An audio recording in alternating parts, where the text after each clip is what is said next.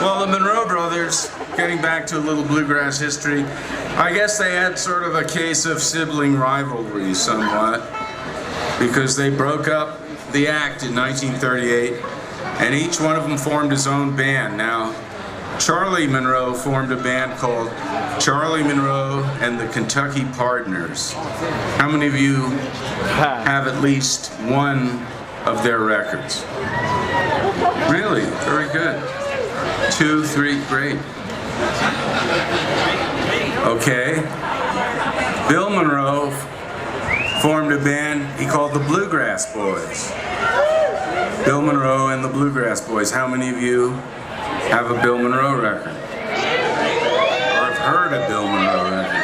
The father of bluegrass, come on, you can do better than that. All right. Well, Bill Monroe landed a job on the Grand Ole Opry in 1939, and he changed his band around somewhat in the early 40s, but in 1946, he hired a young banjo player from Shelby, North Carolina, named Earl Scruggs. And together, along with Lester Flatt, a great singer and guitarist from Tennessee, and Chubby Wise, an amazing bluesy fiddle player from Florida, those men created what we call bluegrass. So we'd like to go back to 1946 and get, by my discographical calculation, to be one of the first 2 songs on the very first bluegrass recording that the world was able to hear. And this song is called Will You Be Loving Another Man?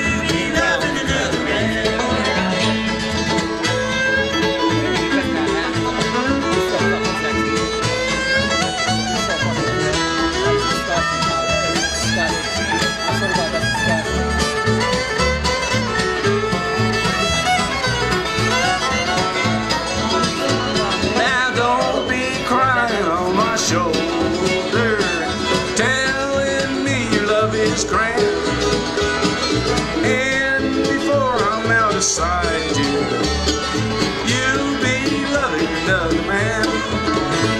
Will you be loving another man? Will you be loving another man? When I return, you'll be waiting. Will you be loving another man?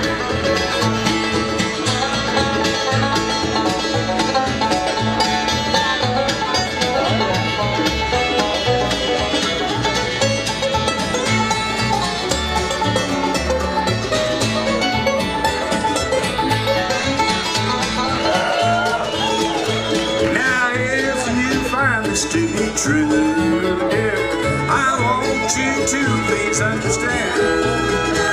When I return, don't say you're sorry. Just keep on